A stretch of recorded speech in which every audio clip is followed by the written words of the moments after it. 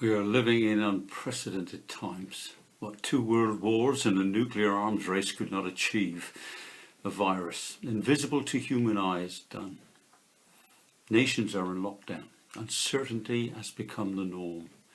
Panic has erupted. Fear has gripped the population of the earth. This is no horror film, no imaginary scenario from a scriptwriter. Thinking about films, have you ever watched The Perfect Storm? This film tells the story of a fishing boat caught in a calamitous situation off the coast of Nova Scotia in 1981 when 3 severe weather fronts collide and the mighty struggle of the crew to survive in mountainous seas. I've watched the film twice. Well, actually most of the film. I couldn't bring myself to watch when the boat was engulfed by a gigantic wave. I've lost friends and acquaintances at sea, and I don't want to think about the terror they may have felt in those circumstances. It's silly really, after all, it's just a film, but it was based on a real event. I've been out in the storm-force winds. Some would say foolhardy, but I guess that many of us have taken risks that defy common sense with a confidence and hope that we will pull through.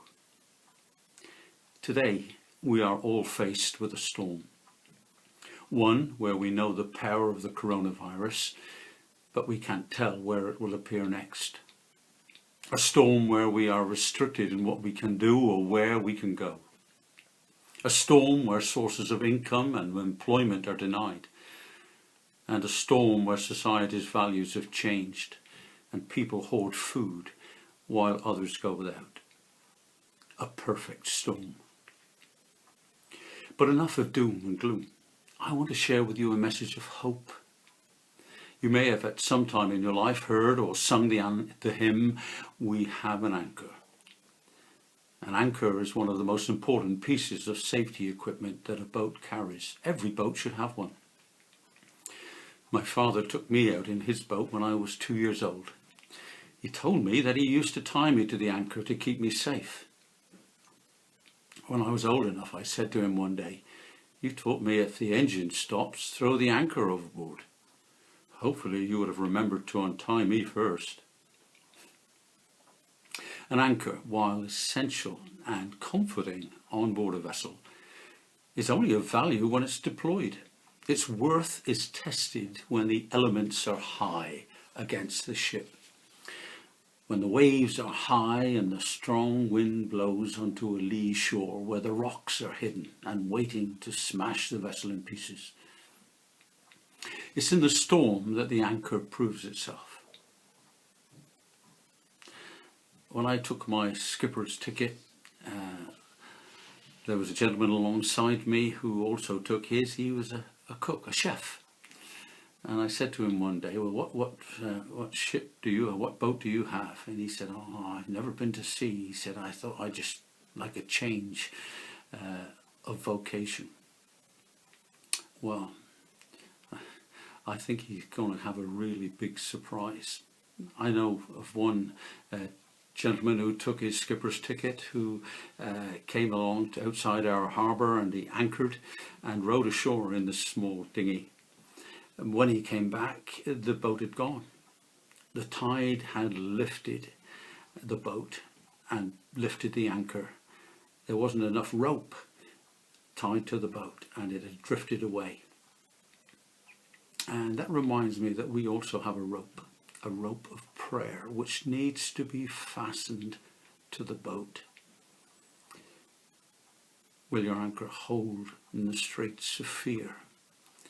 When the breakers roar and the reef is near, on the rising tide you can never fail while your anchor holds within the veil. The Apostle Paul was on a prison ship which was caught in a hurricane. Finding themselves on a lee shore off the island of Malta, the captain set out 4 anchors. The crew wanted to abandon ship, but Paul told the centurion that an angel of God told him that if everyone stayed on board, they would be saved. And that's what happened. You can read about it in the book of the Acts of the Apostles, chapter 27. It's a bit simplistic to suggest that this has relevance for our current situation, but certainly we are being told that if we stay indoors and self-isolate, the risk to our health will be minimised. I want to tell you that there is hope for the future. I think about those 4 anchors on Paul's ship as the anchors of faith, of trust, of love and hope. Anchors for the soul. We can keep them to ourselves, or we can cast them out to find solid ground in the one who came to rescue us.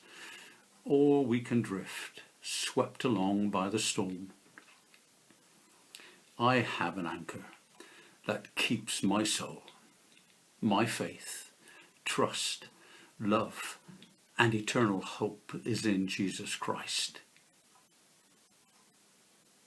If you would like to know more about him and the assured hope he offers, then please message me and I'd love to have a chat online or by phone. In the meantime, stay safe. God bless. And use that anchor.